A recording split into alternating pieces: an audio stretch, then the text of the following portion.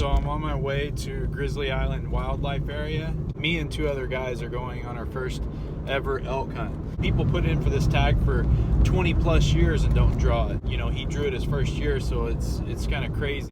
The elk that we're hunting, they're called Tule Elk, and they're only here in California.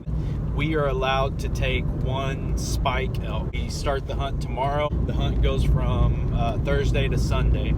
So here we go.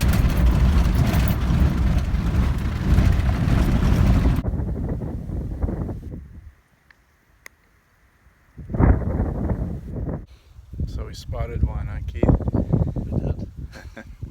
We're not telling nobody. We're not telling anybody. It was a really kind of a laid back trip. It was only an hour from San Francisco, but we're hunting elk.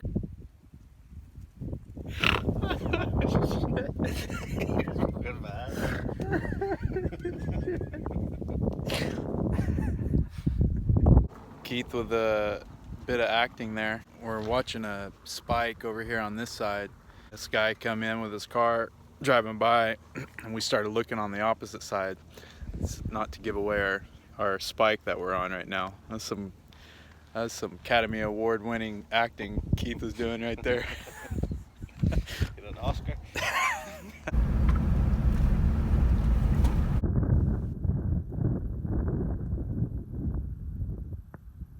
Right, coming this way at a 45-degree angle. Ready, Keith? The angle they're on is perfect for that truck. Okay. Get down to that truck. Let's do it.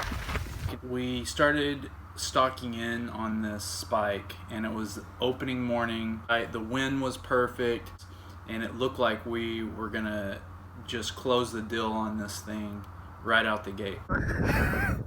Be home tonight. So we got a spike and 2 bulls. Me and Keith are gonna make our way over to them. Paul's gonna keep his eye on them.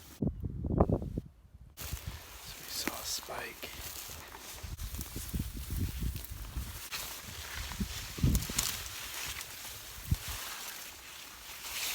Me and Keith were stalking in on the elk, and just as we're getting up close to the spike, a 4-wheeler that came by from the Fish and Wildlife Department, he was going to pick up another spike that another group of hunters had got down on the field, and as he was driving by, it scared our spike.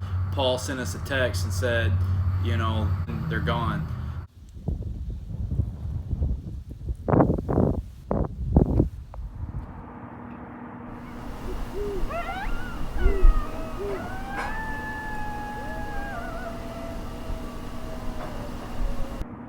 So it's day 3 of our hunt, and last night we thought we were on a spike, and me and Keith kind of stalked in on them and got pretty close, but turns out they were 2 bulls, and we didn't see any spikes last night. The other groups of hunters got a spike that was close to us. If we don't make it happen this morning, we got to take an evening off and then try it again tomorrow.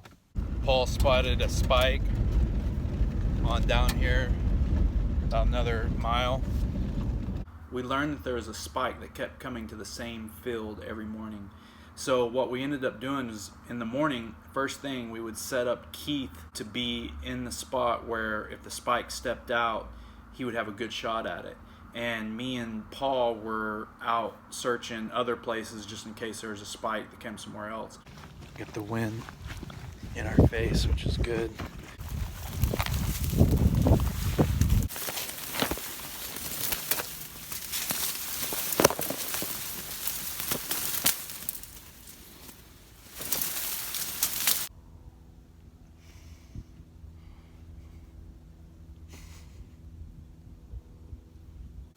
So we got Keith set up over there, right where that spike has been feeding, and he's just gonna kind of wait it out for another hour or so.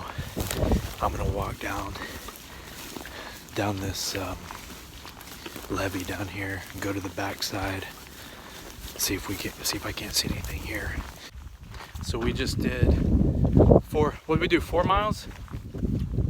4.5 miles in 90+ degree heat, and we didn't see any elk. We saw an owl, some ducks, a couple coyotes, raccoons, otters. That's about it. There's a feather from the owl.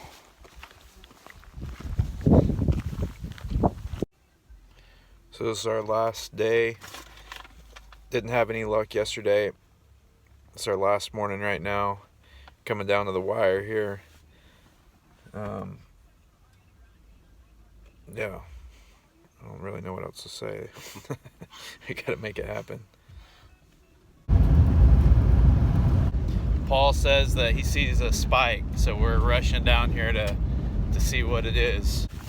So we got less than an hour left, and we think we saw a spike, so we're kind of having to go pretty fast because he's about a half mile away. We got to try to get in position and see what we can make happen.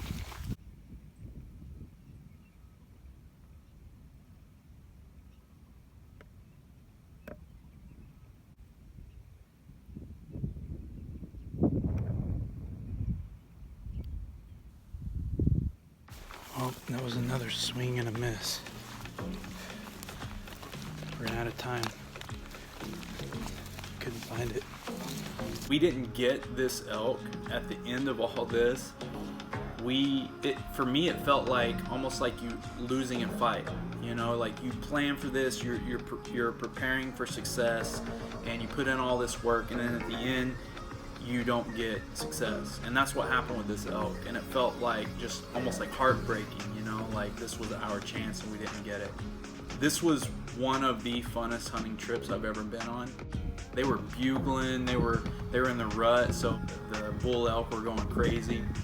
I can't wait to go back and do it again. It was an amazing experience, and I know a little bit more about elk hunting.